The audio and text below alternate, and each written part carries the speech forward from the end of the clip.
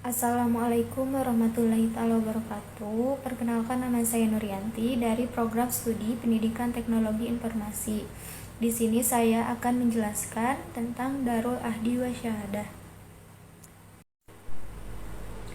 Darul Ahdi wa Syahadah adalah sebuah konsep yang diperkenalkan oleh Muhammadiyah sebagai interpretasi terhadap negara kesatuan Republik Indonesia dalam konteks keislaman. Konsep ini berusaha untuk menyelaraskan nilai-nilai Pancasila dengan ajaran Islam, serta memberikan arahan bagi umat Islam dalam berpartisipasi dalam pembangunan bangsa. Kemudian Darul Ahdi secara harfiah berarti rumah perjanjian atau negeri perjanjian. Dalam konteks ini merujuk pada Indonesia sebagai sebuah negara yang terbentuk atas dasar kesepakatan bersama seluruh komponen bangsa. Kemudian Darus Syahadah artinya negeri kesaksian, menggambarkan Indonesia sebagai tempat di mana setiap warga negara, termasuk umat Islam, dapat memberikan kesaksian atas keimanan dan amalnya dalam kehidupan berbangsa dan bernegara. Secara keseluruhan, Darul Ahdi wa Syahadah memiliki makna bahwa Indonesia adalah negara konsensus, yaitu terbentuk atas dasar kesepakatan bersama seluruh komponen bangsa tanpa memandang suku, agama, ras, dan golongan.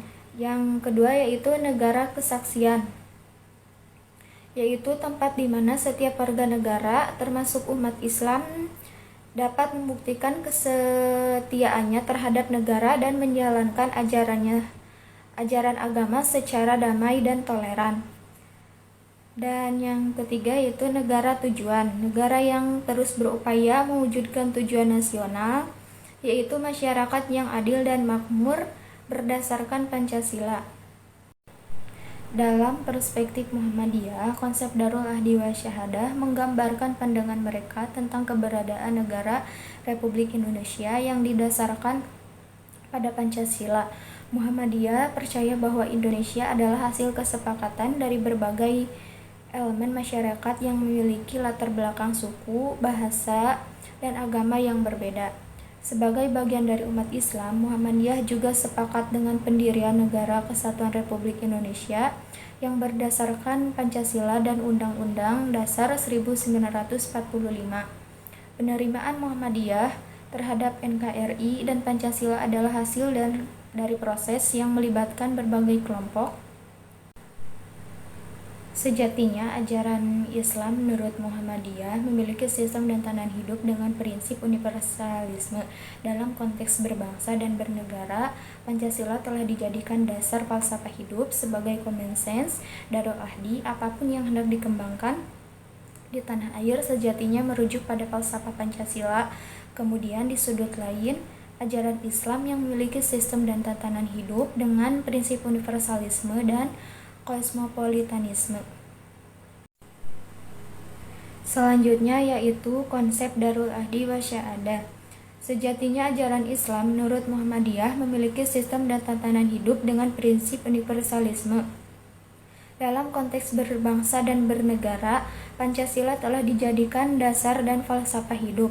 Sebagai Darul Ahdi, apapun yang hendak dikembangkan di tanah air sejatinya merujuk pada falsafah Pancasila. Kemudian di sudut lain, ajaran Islam yang memiliki sistem dan tatanan hidup dengan prinsip universalisme dan kosmopolitanisme.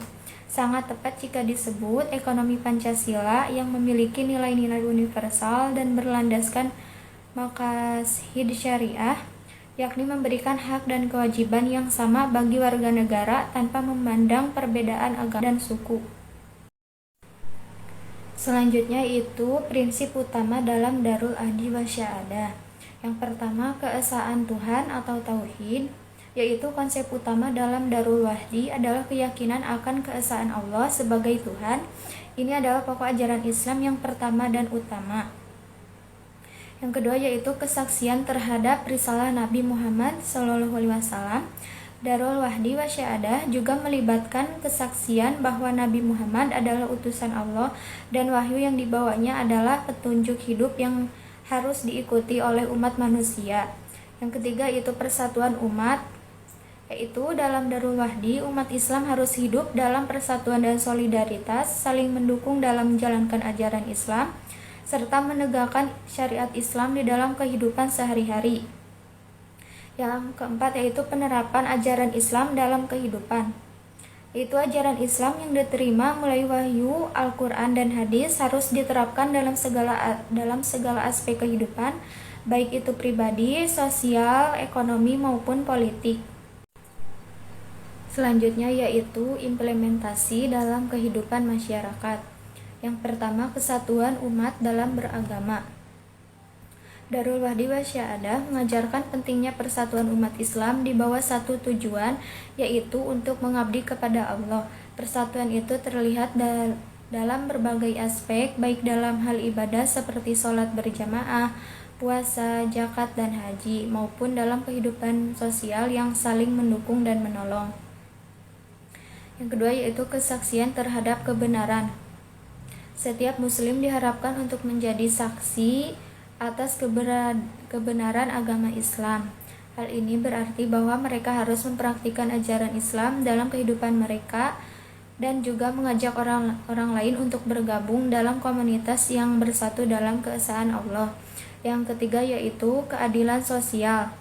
Dalam konsep Darul Wahdi Wasya'adah, keadilan sosial sangat penting. Ajaran Islam mengatur bagaimana umat Islam harus menjaga kesejahteraan sosial, mendukung hak sesama manusia, dan menghindari segala bentuk penindasan atau ketidakadilan. Selanjutnya yaitu Darul Wahdi Wasya'adah dalam konteks Islam. Darul Wahdi Wasya'adah mengacu pada wilayah atau masyarakat yang didasarkan pada prinsip, wahyu dan kesaksian atas keesaan Tuhan. Hal ini berhubungan dengan pembentukan suatu komunitas yang kokoh, yang tidak hanya mengakui tauhid keesaan Allah dan kerasulan Nabi Muhammad, tetapi juga mengimplementasikan nilai-nilai tersebut dalam kehidupan sehari-hari. Yang pertama yaitu Darul Wahdi, merujuk kepada masyarakat yang bersatu dalam tauhid dan tujuan hidup yang satu, yakni beribadah kepada Allah. Yang kedua yaitu syahadah, merupakan pengakuan atau kesaksian atau tauhid dan risalah yang disampaikan oleh Nabi Muhammad. Ini adalah dasar dari iman yang harus diyakini dan diikrarkan oleh setiap individu muslim. Contoh dari sejarah Islam. Yang pertama yaitu Madinah sebagai Darul Ahdi Wasyahadah. Salah satu contoh terbaik dari implementasi Darul Ahdi Wasyahadah dalam sejarah Islam adalah ketika Nabi Muhammad membentuk negara Islam pertama di Madinah. Di Madinah, umat Islam hidup dalam kesatuan yang kuat berdasarkan prinsip wahyu yang diterima oleh Nabi Muhammad. Masyarakat Madinah juga berlandaskan pada kesaksian terhadap tauhid dan risalah Muhammad, yakni menjadi dasar hukum dan tata kelola negara. Yang kedua yaitu pimpinan yang adil. Dalam konsep Darul Wahdi Wasya'adah, pimpinan harus adil dan bijaksana dalam memimpin umat. Sebagai contoh, Umar bin Khattab sebagai khalif memimpin dan dengan prinsip keadilan dan kesatuan umat serta berpegang pada ajaran Islam dalam setiap keputusan yang diambil. Selanjutnya yaitu negara Pancasila sebagai Darul Ahdi Wasya'adah. Negara Pancasila merupakan hasil konsensus nasional Dar al-Ahdi dan tempat pembuktian atau kesaksian Dar al-Syahadah untuk menjadi negara yang aman dan damai, Dar al-Salam, menuju kehidupan yang maju, adil, makmur, bermartabat, dan berdaulat dalam naungan ridho Allah Subhanahu wa Ta'ala. Pandangan kebangsaan tersebut sejalan dengan cita-cita Islam tentang negara idaman, baldatun tayyibatun warobun ghafur, yaitu suatu negeri yang baik dan berada dalam ampunan Allah.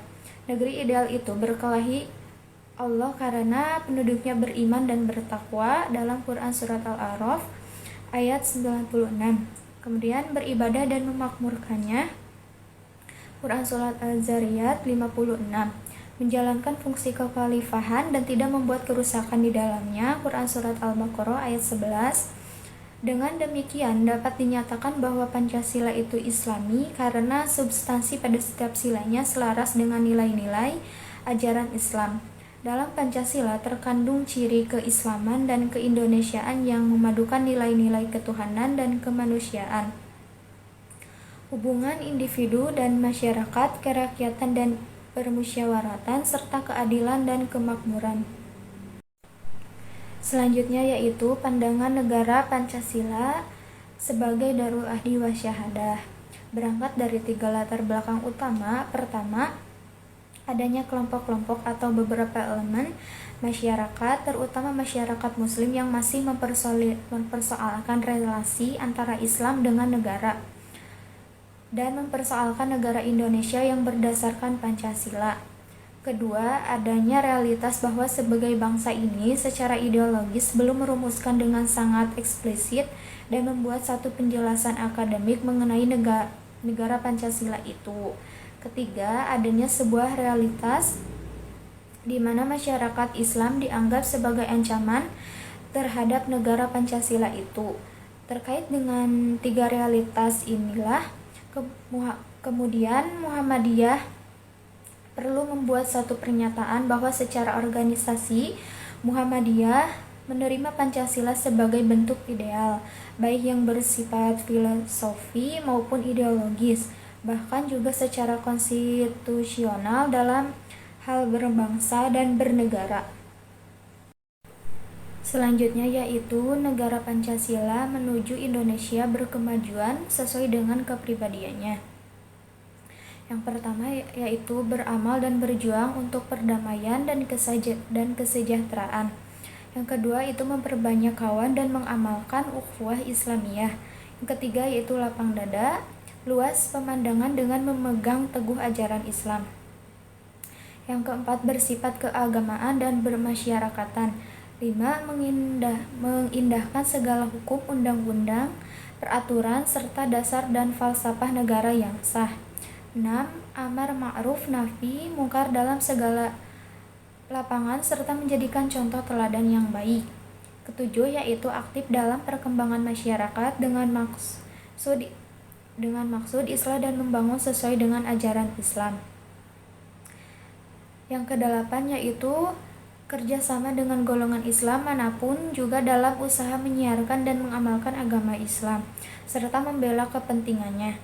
Yang ke-9 yaitu membantu pemerintah serta bekerja sama dengan golongan lain dalam memelihara dan membangun negara untuk mencapai masyarakat yang Islam yang sebenar-benarnya. Yang ke-10 yaitu bersifat adil serta korektif ke dalam dan ke luar negeri dengan bijaksana. Muhammadiyah sebagai gerakan Islam menyadari sepenuhnya bahwa negara Indonesia merupakan tempat menjalankan misi dakwah dan takjid untuk terwujudnya masyarakat Islam yang sebenar-benarnya. Muhammadiyah bersama komponen umat Islam dan bangsa Indonesia lainnya berjuang dalam gerakan kebangkitan nasional menuju kemerdekaan dan berperan aktif dalam mendirikan negara Republik Indonesia yang diproklamasikan pada tanggal 17 Agustus 1945. Selanjutnya yaitu dampak ekonomi Darul Ahdi wa Syahadah. Dampak pada keberadaan instrumen, zakat, infak, sedekah, dan sebagainya. Zakat, infak, sedekah ini merupakan ikon instrumen yang dapat mensejahterakan rakyat kecil.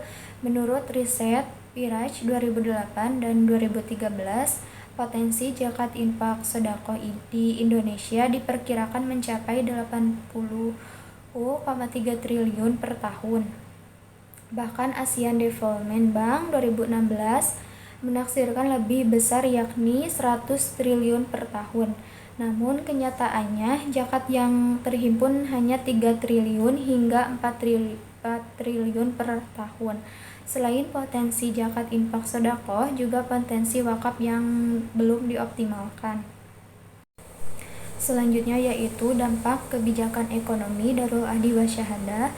Kendati dasar dan filosofi pembangunan ekonomi Indonesia didasarkan pada Pancasila dan pasal 33 Undang-Undang Dasar 1945.